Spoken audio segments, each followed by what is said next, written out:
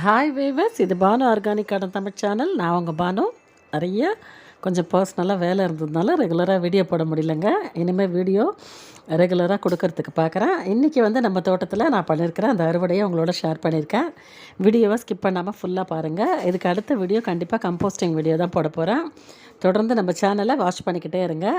இப்போ தான் அவரோட சேனலை ஃபஸ்ட் டைம் பார்க்குறீங்கன்னா பானு ஆர்கானிக் கார்டன் சேனலை லைக் பண்ணுங்கள், வீடியோவை ஷேர் பண்ணுங்கள், மறக்காமல் சேனலுக்கு சப்ஸ்கிரைப் பண்ணி சப்போர்ட் பண்ணுங்கள். வாங்க இப்போ நம்ம கோவக்காய், இந்த சிலோன் கோவக்காய் அப்படின்னு சொன்ன பார்த்தீங்களா, அந்த அறுவடையிலேருந்து நம்ம ஆரம்பிக்கலாம். நான் இந்த வாட்டர் போகிற அந்த பைப்பில் தான் ஏற்றி விட்டுருக்கேன். பந்தல் வசதி கூட இல்லை. இதுலேயே எனக்கு நிறைய கோவக்காய் இன்றைக்கி காய்ச்சிருக்கு. கொஞ்சமாக நான் அறுவடை பண்ணியிருக்கேன், அதை மட்டும் உங்கள்கிட்ட காமிச்சிருக்கேன். மேலெலாம் கூட கொஞ்சம் இருக்குங்க, அதை அப்புறமா நான் அறுவடை பண்ணிக்கலாம் அப்படின்னு பார்க்குறேன். இந்த கொடி எட்டின மட்டும் போய் நல்லா படர்ந்து நல்லா காய்க்குதுங்க. இந்த சிலோன் கோவக்காய் கட்டிங் பார்த்திங்கன்னா நான் மாடி தோட்டம் சாட்சி அவங்கக்கிட்டேருந்து வாங்கினேன். இப்போ இந்த செடி ஒரு செடியை வச்சு இப்போ நான் நிறைய செடி உருவாக்கி வச்சுருக்கேன். இந்த செடியை நம்ம கட்டிங்ஸ்லேருந்து சூப்பராக ப்ராப்பகேட் பண்ணலாம். அதை பற்றி உங்களுக்கு வீடியோ வேணும்னா கூட நான் நெக்ஸ்ட் வீடியோவில் கொடுக்கறதுக்கு பார்க்குறேன். இது தவிர நித்திய மல்லிப்பூக்கள் பூத்து குலுங்குதுங்க தோட்டத்தில். ஒரு சின்ன செடி தான் இது, பாருங்கள் எவ்வளோ பூக்கள் பாருங்கள். இன்றைக்கி எனக்கு ஒரு முழம் கிட்ட இன்றைக்கி மாடி தோட்டத்துலேருந்தே நான் பறித்து தொடுத்துருக்கேன். மார்கழி மாதம் அப்படின்னாலே நமக்கு நிறைய பூக்கள் சுவாமி பூஜைக்கு தேவைப்படும். மாடி தோட்டம் வச்சுருக்கிறதுனால இந்த நித்திய மல்லிப்பூ தினமும் கிடைக்குதுங்க. கண்டிப்பாக நித்திய மல்லி மாடி தோட்டத்தில் ரொம்ப சுலபமாக வளர்க்கலாம். நீங்கள் இதுக்கு பந்தல்லாம் அமைச்சிங்கன்னா இன்னும் சூப்பராக பூக்கும். அது நான் அதை கட் பண்ணி செடியாகவே பராமரித்து ஒரு சூப்பரான பூக்கள் அறுவடையை நான் எடுத்துக்கிட்டே இருக்கேன். புதினா பாருங்கள் எப்படி ஹைட்டாகி தளன்னு வளர்ந்துருக்கு. இன்றைக்கி புதினா அறுவடை பண்ணியிருக்கேன். நித்திய மல்லி பூக்கள் கொஞ்சம் அறுவடை பண்ணியிருக்கேன். ஜாதி மல்லியும் இருக்குது. மணத்தக்காளி கீரையும் கொஞ்சம் அறுவடை பண்ணிக்கிட்டேன். இந்த புதினாவையும் ரொம்ப சுலபமாக நீங்கள் ப்ராப்பகேட் பண்ணலாம். கடையில் வாங்குகிற புதினாவாக இருந்தால் கூட மேலே இருக்கிற அந்த துளிர் பகுதி, அந்த கொழுந்து பகுதியை எடுக்காமல் இலைகளை மட்டும் கீழே இருந்து மேலே வரைக்கும் எடுத்துகிட்டு மேலே இருக்கிற அந்த கொம்பு பகுதி, அந்த தலைப்பகுதியை எடுக்காமல் கட் பண்ணாமல் அப்படியே நீங்கள் மண்ணில் ஊண்டி வச்சிங்க அப்படின்னா நிறைய புதினா உங்களுக்கு தொடர்ந்து கிடச்சிக்கிட்டே இருக்கும். ஒரே ஒரு கொம்பை ஒரு பேக்கில் நீங்கள் நட்டுட்டு நிறைய எதிர்பார்க்கக்கூடாது. 2-3 கொம்பு 5 கொம்பு ஒரு பேக்கில் நிறைய பதியம் போட்டு வச்சிங்கன்னா நல்லா படர்ந்து நிறைய இந்த மாதிரி இலைகள் கிடைக்கும். ஒரே ஒரு கொம்பு மட்டும் ஊண்டிட்டு புதினா வரணுன்னா நிறையா வரணும் அப்படின்னா கஷ்டம் அது. ஆனால் நிறைய நாள் கழித்து பார்த்திங்கன்னா அந்த ஒரு கொம்பே கூட உங்களுக்கு நிறைய புதினா கண்டிப்பாக கொடுக்கும். இருந்தாலும் பரவாயில்ல, நீங்கள் கட்டிங்ஸ் ஊண்டுனீங்க அப்படின்னா ரொம்ப குயிக்கான நேரத்தில் உங்களுக்கு நிறைய புதினா கிடச்சிக்கிட்டே இருக்கும். இந்த டெக்னிக்கை நீங்கள் கண்டிப்பாக ஃபாலோ பண்ணி பாருங்கள். நான் கம்போஸ்டிங் சார்ந்து நிறைய வீடியோக்கள் கொடுத்துருக்கேன். க்ரோ பேக்லேயே பண்ணலாம். இந்த மாதிரி செடி வைக்கிற டப்பா, க்ரோ பேகு, சிமெண்ட் தொட்டி நம்ம செடி வைக்கிறோம் பார்த்திங்களா, அதில் கூட காய்கறி கழிவை ரொம்ப சுலபமாக மண்ணை மட்டுமே வச்சு நம்ம கம்போஸ்டிங் பண்ணலாம். மண்ணில் பார்த்திங்கன்னா ஏகப்பட்ட நுண்ணுயிர்கள் இருக்குங்க. அதுவே நமக்கு கம்போஸ்டிங் ப்ராசஸை ரொம்ப சுலபமாக நடத்தி கொடுத்துரும். இந்த மணத்தக்காளி கீரை செடியெலாம் நான் விதை போட்டு வளர்ந்ததுன்னு நினைக்கிறீங்க. தானாகவே இந்த மழைக்கு அப்புறம் ஏற்கனவே க்ரோ பேக்கில் இருந்திருக்கு அப்படின்னா அந்த பழங்களே விழுந்து நமக்கு மாடி தோட்டத்தில் இந்த மாதிரி கீரைகள் கிடச்சிக்கிட்டே இருக்கும். நீங்கள் கீரை விதை போடவே வேண்டாம். இன்றைக்கி பாருங்கள் இவ்வளோ கோவக்காய் அறுவடை பண்ணிக்கிட்டேன். இன்னும் கூட கொஞ்சம் இருக்குது அந்த பின்பக்கம், அதை நான் அப்புறமா பறிச்சிக்கலாம் அப்படின்னு இருக்கேன். அது கொஞ்சம் எட்டலைங்க எனக்கு, அப்புறம் தான் பறிக்கணும். நித்திய மல்லி பாருங்கள், இதுதான் நான் ஒரு செடி மாதிரி கட் பண்ணி அப்படியே குடை மாதிரி விரிச்சிருக்கேன். எவ்வளோ பூக்கள் இருக்குது பாருங்களேன். என்னால் பறிக்க முடியல, அந்த அளவுக்கு நிறைய பூக்கள் பூத்து குலுங்குதுங்க நித்திய மல்லி செடியில். இதை கூட நீங்கள் கட்டிங்ஸ்லேருந்து ரொம்ப சுலபமாக ப்ராப்பகேட் பண்ணலாம்.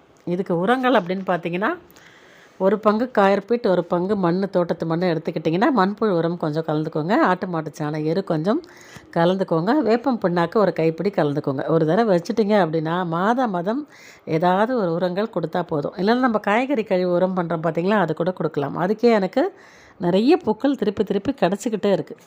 பக்கத்திலே கருவேப்பிலை பாருங்கள், ஒடிச்சு எடுக்க துளிர் வந்துக்கிட்டே இருக்குங்க. சூப்பராக தழிஞ்சு வருது கருவேப்பிலை. இன்றைக்கி எனக்கு பறித்து கை வலியே வந்துருச்சுங்க. அந்த அளவுக்கு நித்திய மல்லி பூக்கள் நிறைய பூத்துருந்தது. இது கூட நான் ஒரு செடி தாங்க ஃபஸ்ட்டு ட்ரை பண்ணேன். ஒரே செடியை நம்பிக்கிட்டு இருக்காமல் மாடி தோட்டத்தில் அந்த செடியை நம்ம பதியம் போட்டு நிறைய செடிகள் உருவாக்கி வச்சுக்கணும். அப்போ தான் நமக்கு பூக்களும் அதிகமாக கிடைக்கும். பாருங்களேன் எவ்வளோ பூத்துருக்குன்னு. அந்த செடியில் வச்சு பார்க்கும்போது தாங்க ரொம்ப அழகாக இருக்குது. எனக்கு பறிக்கிறதுக்கு மனசே வரல. அந்த பச்சை கலரில் அந்த இலையோடு இந்த பூக்களை பார்க்கும்போது அவ்வளோ அழகாக இருக்குது. இந்த காலங்காத்தில் நம்ம செடிகளுக்கு தண்ணீர் விட வந்தோம் அப்படின்னா இந்த மாதிரி தான் நான் ரசிப்பேன். முதல்ல போனோன்னா எடுத்தோண்டெல்லாம் பறிச்சிட மாட்டேங்க. அது செடியிலேயே வச்சு அது பக்கத்துலேயே நின்றுக்கிட்டு அப்படியே கொஞ்சம் அழகு பார்த்துக்கிட்டே இருப்பேன். இதெல்லாம் எனக்கு ரொம்ப பிடிக்கும். இயற்கையை ரசிக்கிறதுக்கு யாருக்கு தான் பிடிக்காது சொல்லுங்கள். நல்ல வாசனையாக இருக்குங்க.